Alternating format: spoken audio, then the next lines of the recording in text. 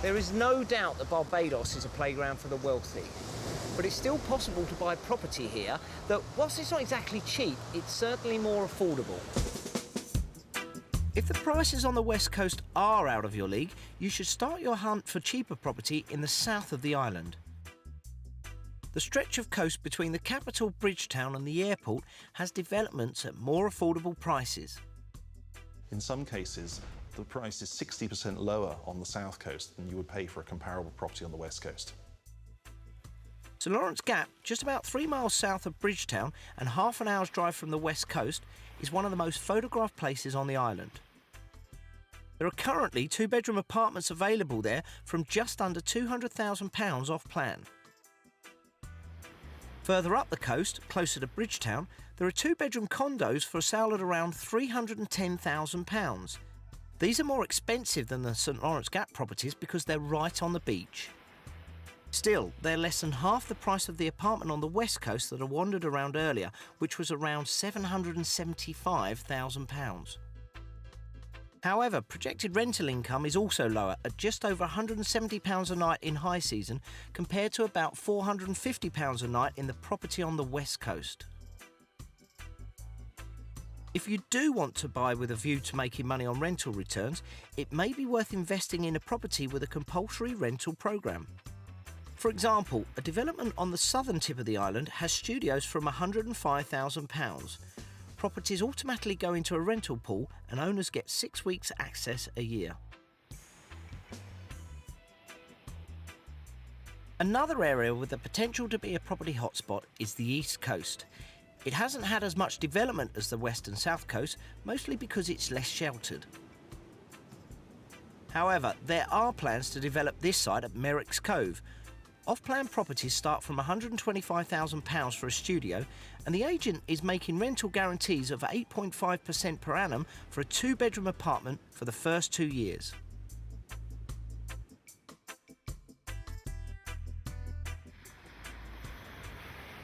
With prices so much lower on the south and east coast, it's hard to understand why they're not more popular. So, to get a bird's eye view of the whole island and to see just how healthy the rental market is here, I met Caribbean property specialist Purcell Dye. I started by asking him why the West Coast still reigns supreme. The West Coast is going to offer the potential buyer more of an upscale, exclusive type of community, top-end villas, townhomes, properties, golf courses, things of that nature. On the south coast, as well as the east coast, properties are cheaper, but what's actually driving them to be cheaper? Well, they are less expensive, and I'll tell you why. The south and east coast are typically underdeveloped. However, there are fantastic beachfront units there. There's fantastic lots available. And this area has the potential to spike in the next 2 years. We figure there's not much beachfront property in the world.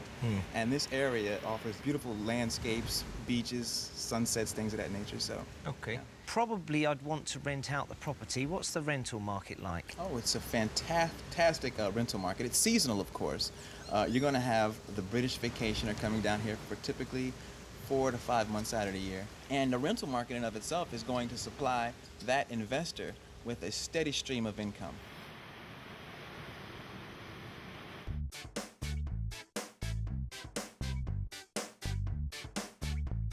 The cost of buying property in the Caribbean varies from country to country, and it ranges from 10% to 18% of the property's value.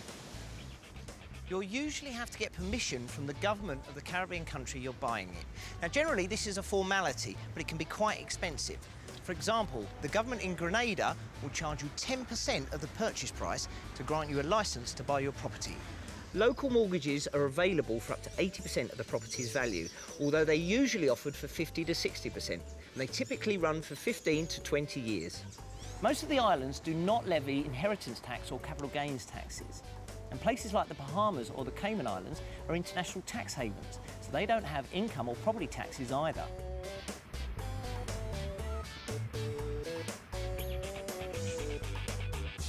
Barbados may be one of the most famous places in the Caribbean, but it is just one of thousands of islands and atolls in the area. And some of the lesser-known islands are emerging as real contenders in the region's property market. And the good news for potential investors is that bricks and mortar on some of these less familiar islands come cheaper than they do in Barbados. One of the places tipped as an up-and-coming hotspot is the volcanic island of St Vincent. It lies to the west of Barbados, and it'll take you about half an hour to get there by plane from Barbados. St Vincent is the largest island in the country, known as St Vincent and the Grenadines. The Grenadines are a group of smaller islands including Bequia, Mustique and Canawan. They have an exclusive reputation amongst wealthy holidaymakers, and so far they've seen more property development than St Vincent. In St Vincent and the Grenadines, Bequia definitely is a hotspot area. There's also Canawan that has the Raffles development, and the Trump Group are in there selling lots to put down high-priced villas, etc. St Vincent has traditionally depended on agriculture, but the government is keenly aware of the need to diversify the economy, and there are efforts being made to heighten St Vincent's profile. The Pirates of the Caribbean movies were filmed on the island, and some of the warm-up matches for the Cricket World Cup will take place here in 2007. In addition to increased publicity for St Vincent, the authorities are also providing financial incentives to investors. It would be like duty-free concessions at the port for building materials and furniture, equipment, and for tax concessions over a fixed period, which are renewable depending on the circumstances existing at the time. So it seems like St Vincent should be just about right for a boom in real estate. There's just one small problem. The property market in St Vincent for overseas investors is underdeveloped. And one of the reasons for that is there's no international airport.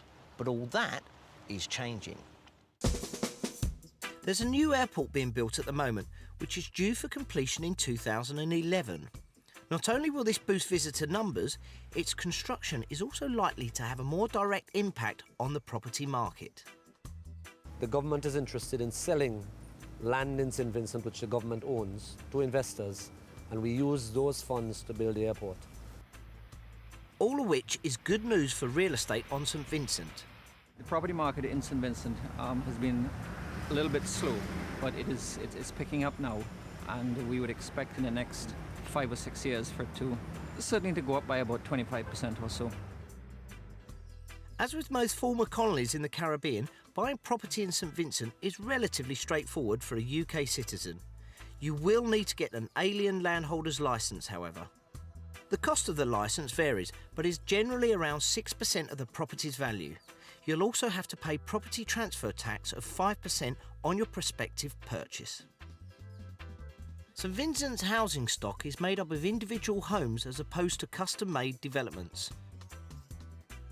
Some experts claim that real estate prices here are a quarter of those on Barbados, and local agents report that the cost of property is around £430 a square metre. So, if you do decide to buy here, you'll certainly get good value for money. For example, this 6-bedroom house close to the island's second town, Leu, is on the market for around £150,000. And this villa closer to the capital Kingstown is on offer for about £260,000. For that you get 3 bedrooms, a self-contained 1-bedroom apartment, a large garden and this view.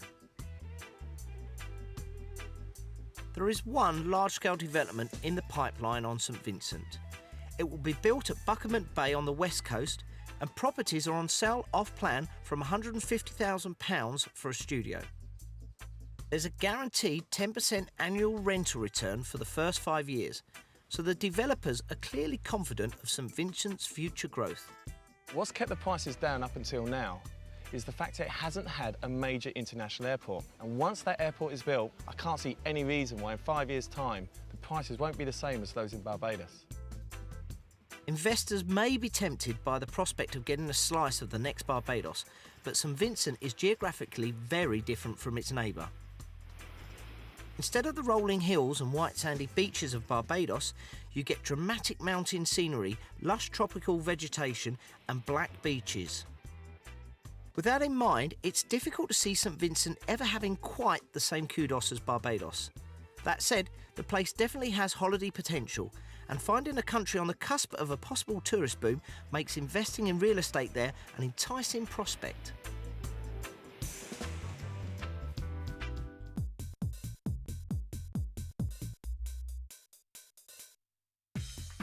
In Barbados, there are no purchasers' taxes or licenses that are needed to buy property here.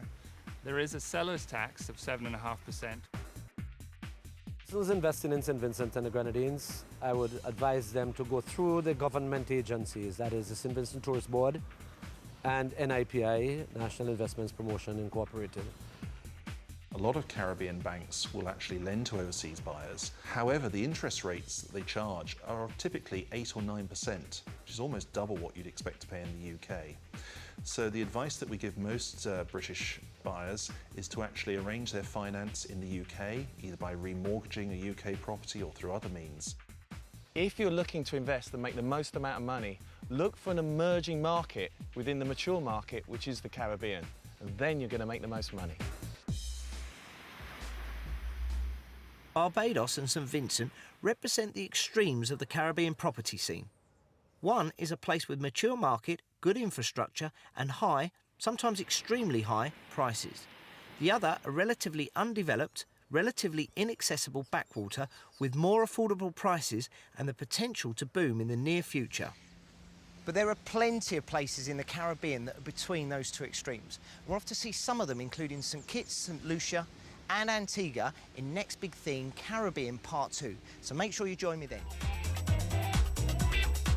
For more information on the Caribbean and property, visit our website www.realestatetv.tv.